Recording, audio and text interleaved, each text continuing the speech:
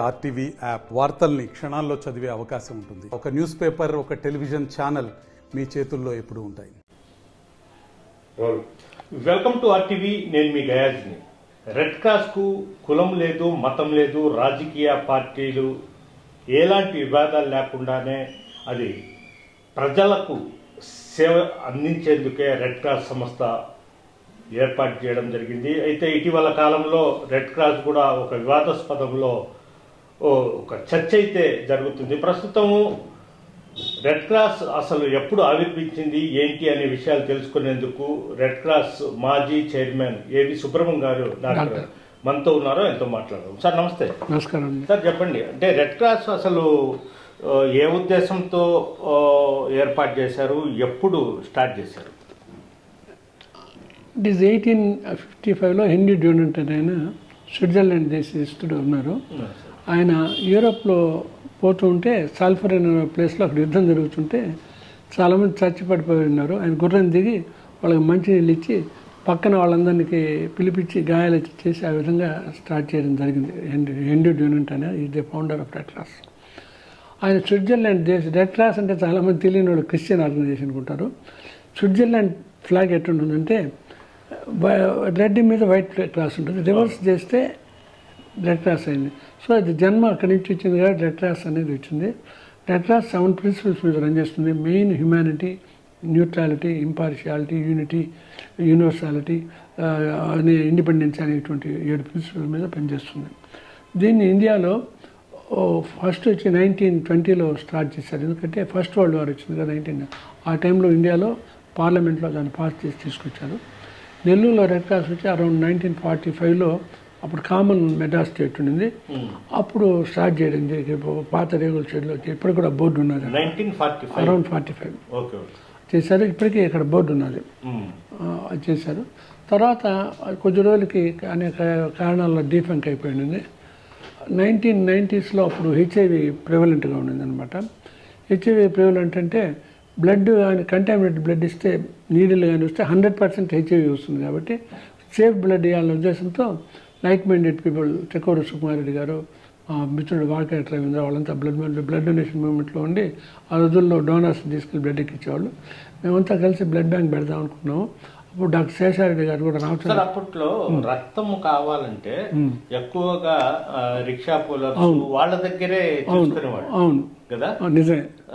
ఆ తర్వాత ఒక అవేర్నెస్ వచ్చింది మొత్తం. అది దీన్ని చేసే తర్వాత కొంతమంది చేసేవంటే హాస్పిటల్స్ ఎక్కువైన తర్వాత వాళ్ళ హాస్పిటల్లో బ్లీడ్ చేసుకునేవాళ్ళు, ఎవరో ఒకరు వాళ్ళ బంధువుల చేత చేయించేవాళ్ళు. ఎప్పుడైతే బ్లడ్ బ్యాంక్ పెట్టామో మెయిన్గా ఏంటంటే ట్రాన్స్మిటెడ్ డిసీజెస్ రాకూడదు. వీడియాలు కానీ, ఇది కానీ, సిఫిలిస్ కానీ, హెపటైటిస్ ఏ కానీ, హెపటైటిస్ బి కానీ, అటువంటివన్నీ రాకుండా కోసంగా to prevent transmitted diseases blood banks modernize వచ్చి పార్లమెంట్లో యాక్ట్ చేశారు. బ్లడ్ బ్యాంక్స్ కంపల్సరీగా బయట తీసుకోవాలని చేశారు. ఆ సమయంలో వాళ్ళు యాక్ట్ రాకముందే మేము నెల్లూరులో దాతల సహాయంకాలతో స్కూల్ పిల్లల నుంచి కోటేశ్వర్ల దాకా వాళ్ళందరూ కూడా మనకు బ్లడ్ డబ్బు ఇవ్వబట్టి ఇవన్నీ చేసాము. వాళ్ళందరికీ నా ధన్యవాదాలు. ఈరోజు చాలా బాగా సంచుమించు 40,000 పైన యూనిట్లు ప్రజలకు అందుతుంది. థాలసీమియా పిల్లలకి డాక్టర్ సీత అనే వాళ్ళు కట్టి 150 మందికి ప్రతి నెల బ్లడ్ ఎక్కిస్తారు. కొంతమందికి బోన్ మ్యారో ట్రాన్స్ప్లాంటేషన్ చేయించారు. తర్వాత గవర్నమెంట్ హాస్పిటల్ వాళ్ళు కూడా ఫ్రీగా ఇస్తున్నారు. ఆ విధంగా బ్లడ్ బ్యాంక్. సార్ అసలు ఈ బ్లడ్ బ్యాంకు పెట్టిన తర్వాత మీరు అదేవిధంగా జట్టి శేష గారు ఇంకా కొంతమంది అంటే పేర్లు నాకు తెలియదు, మొత్తం ఒక టీమ్గా ఏర్పడి పైసా ఆశించకుండానే ఫ్రీగా చేశారంటారు. చేయాలి కదా, స్వచ్ఛంద సేవ అంటే అదే కదా. ఆ విధంగా నేనే కదా. నాతో పాటు ఇందాక చెప్పాను వాళ్ళందరూ ఆంధ్ర బ్యాంక్ ఎంప్లాయీస్ వాళ్ళందరూ కూడా ఎంతో సహకరించారు. వాళ్ళందరూ కూడా ఎంతో సహకరించారు. సార్ ఇప్పుడు ఈ రెడ్ బ్లడ్ బ్యాంకుకి ఏ సంస్థలు, అనుబంధ సంస్థలు ఉన్నాయి? రెడ్ క్రాస్కి అనుబంధ బ్లడ్ బ్యాంక్ సంబంధం. రెడ్ క్రాస్ వచ్చి ఇంచుమించు 13 ప్రాజెక్టులు రన్ అవుతున్నాయి. మెయిన్గా వచ్చి పెద్ద ప్రాజెక్ట్ వచ్చి వరల్డ్లో చెప్పుకోదు క్యాన్సర్ హాస్పిటల్ అనేది రెడ్ క్రాస్ అనేది చాలా పెద్దది. అది 2000లో రంగరాజన్ గారి చేత ఫౌండేషన్ ఇచ్చాము. తర్వాత వచ్చి రేడియోథెరపీని అబ్దుల్ కలాం గారిని తీసుకొచ్చి 2011లో అది ప్రారంభించడం జరిగింది. ఇంచుమించు 7 ఎకరాల స్థలం. దానికి అందరూ పాత కలెక్టర్స్ కానీ అప్పుడున్న చీఫ్ మినిస్టర్స్ కానీ రాజశేఖర రెడ్డి గారు కానీ ప్రజెంట్ చీఫ్ మినిస్టర్ అందరూ కూడా సహకరించారు ఆ స్థలం రావడానికి. మొత్తం ఇప్పుడు ఒకటి రెడ్ క్రాస్ ఆధ్వర్యంలో ఈ కుక్కకు వ్యాక్సిన్స్, జాండీస్ కూడా ఉన్నాయి. జాండీస్ అనేది వచ్చిన తర్వాత ఉంది. జాండీస్ తర్వాత రాకుండా ఉండడానికే మనం ఇంజక్షన్ చేశారు. Hepatitis B vaccine. ఈ పిల్లలు అంగవైకల్యం పిల్లలు స్కూల్ దానికి మావుంటి సుబ్బరామరెడ్డి గారు చనిపోయిన తర్వాత వాళ్ళ సతీమణి పార్వతమ్మ గారు వాళ్ళు మాని చేయించారు.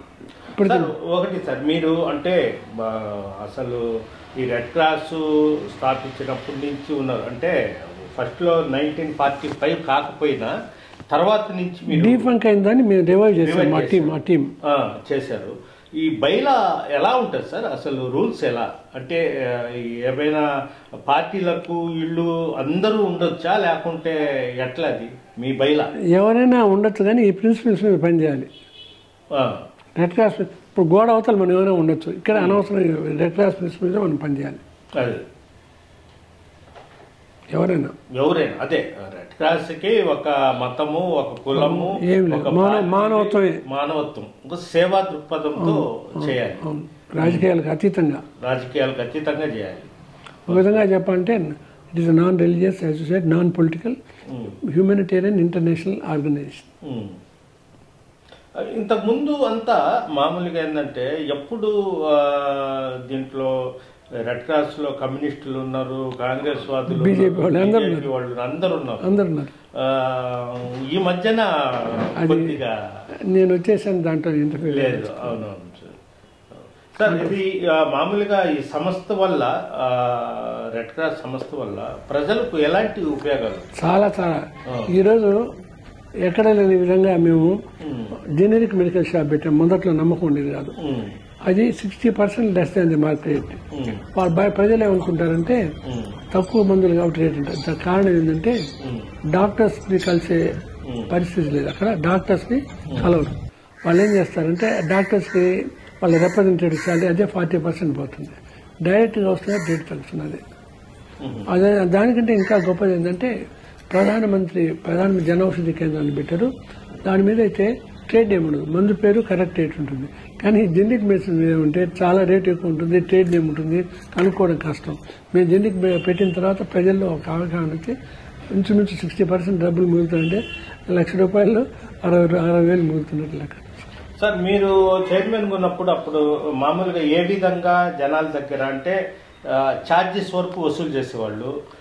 ఎంత బ్లడ్ ఉండేది స్టాక్? మామూలుగా బ్లడ్ లో కూడా విభజించారు ప్లేట్లెట్స్ అని. ఎలా? మేము ఫస్ట్ నుంచి ఇంతకుముందు హోల్ బ్లడ్ ఇచ్చేవాళ్ళు చాలా వరకు government blood banks, government medical college లో కూడా. మేము వచ్చిన తర్వాత స్టార్టింగ్ కాంపౌండ్స్ బ్లడ్ బ్యాంకు, దాన్ని ఆ రోజుల్లో కిషన్ కాంత్ గారు గవర్నర్ గా ఉండగా ఓపెన్ చేయించడం జరిగింది. అంటే టోటల్ కాంపౌండ్స్ మీ పీరియడ్ లోనే సార్ ఇవి స్టార్టింగే? అంటే కణాలు వెరీ బిగినింగ్. ఏది ఎప్పుడైతే మేము 1997లో స్టార్ట్ చేసాం, ఆ రోజు నుంచి కాంపౌండ్స్ బ్లడ్ బ్యాంక్. టెక్నాలజీని ఇంకా ఇంప్రూవ్ చేసాం కొన్ని కారణాల వల్ల. ఇప్పుడు రెడ్ క్రాస్ కి ఒక బ్లడ్ ఇచ్చే దాతలు అప్పట్లో ఎంతమంది ఉన్నారు సార్? ఇప్పుడు అది ఎట్టంటే ఒక చిన్న ఉదాహరణ చెప్తాను. వెస్ట్ బెంగాల్ కమ్యూనిస్ట్ ఏరియా అంటారు కదా, అక్కడ ఎడ్యుకేషన్ తక్కువ ఉంటారు. అక్కడ 10% వాలంటరీ బ్లడ్ డొనేషన్. ఈ ఐడియా ఏంటంటే వాలంటరీ డొనేషన్ వల్ల ఈ జబ్బులు రావు. స్వచ్ఛందంగా ఇచ్చే వాళ్ళ దగ్గర ఎవరైతే డబ్బులు కమ్ముకుంటారో వాళ్ళ దగ్గర నుంచి డబ్బులు రావచ్చు. కాబట్టి ఈ డబ్బులు ఇచ్చేదాన్ని బ్యాన్ చేశారు గవర్నమెంట్. సో అందుకని స్వచ్ఛంద రక్తదానం చేశారు. అదే కేరళ కమ్యూనిస్ట్ అయినా కూడా వాలంటరీ బ్లడ్ డొనేషన్ లేదు. సో మహానుభావు అక్కడ వాళ్ళ సహకారం మేము చాలా తీసుకున్నాం వెస్ట్ బెంగాల్ వాళ్ళతో. వాళ్ళు ఇక్కడికి రావడం, మీటింగ్ పోవడం, ఇక్కడ మోటివేటర్స్. మోస్ట్ ఇంపార్టెంట్ అంటే మోటివేటర్స్ చేసి వాళ్ళు క్యాంపులు పెట్టిన దానికి వాళ్ళకి ఏదైనా సత్కారం చేయడం, డబ్బులు కాదు, సత్కారం చేయడం, ఆనర్ చేయడం, సర్టిఫికేట్లు ఇవ్వడం, ఆ విధంగా చేస్తాం. దానివల్ల మోటివేటర్స్ బాగా పెరిగారు. సార్, ఒకటి అంటే మీరు చాలా సంఘ సేవకులు, అదేవిధంగా గాంధీ చాలా అంటే వివాదాస్పదమైన వ్యక్తి కాదు. మామూలుగా ఈ బైలాలో అన్ని రాజకీయ పార్టీ ఎవరైనా ఉండొచ్చు, ఏ మతం లేదు, ఏ కులం లేదు, ఆ కాంపౌండ్ లో మాత్రము అందరూ ఎవరున్నా సేవ చేయాలన్నా ఆ ప్రిన్సిపల్ చేయాలని 7 ప్రిన్సిపల్స్. ఇప్పుడు దీనికి ఏ విఏఓ ఏదో పర్మిట్ దీన్ని ఎలా చూస్తారు మీరు? కానీ నేను చెప్పాను అంటే Kola Rajalakshmi, doctor Kola Rajalakshmi first vice chancellor Padmavati మళ యూనివర్సిటీ. ఆమె బ్లడ్ క్లాస్ ఎంతో సేవ చేశారు. పసిబిడ్డలాగా స్కూల్ చిల్డ్రన్ లాగా మమ్మల్ని ట్రీట్ చేసేవారు. వారి వల్ల ఈ రోజు బ్లడ్ బ్యాంక్స్ రావడం కానీ డిజాస్టర్ ప్రోగ్రామ్స్ రావడం జరిగింది. వారు ఏం చేశారంటే కాంగ్రెస్ వాళ్ళు ఎమ్మెల్సీ పదవి ఇచ్చారు కంటెస్ట్ చేయకుండా. ఇచ్చినప్పుడు ఆమె రెడ్ క్రాస్ స్టేట్ సెక్రటరీగా రిజైన్ చేశారు. Moral responsibility. ఎందుకంటే రాజకీయ నాయకులు పదవుల్లో ఉండకూడదు, మెంబర్స్ గా ఉండకూడదు, పవర్లో ఉండకూడదు. ఉంటే పక్షపాతంగా ఉంటుందేమో, పార్షియాలిటీ చూపిస్తారు అనే విధంతో చేశారు. ఈ మధ్య తెలంగాణలో 6 నెలల నాడు ఇదే విధంగా జరిగితేను అక్కడ గవర్నరు అందరినీ తీసేశారు. అది జరిగింది. అంటే పవర్లో ఉండకూడదు, మెంబర్స్ ఉండొచ్చు.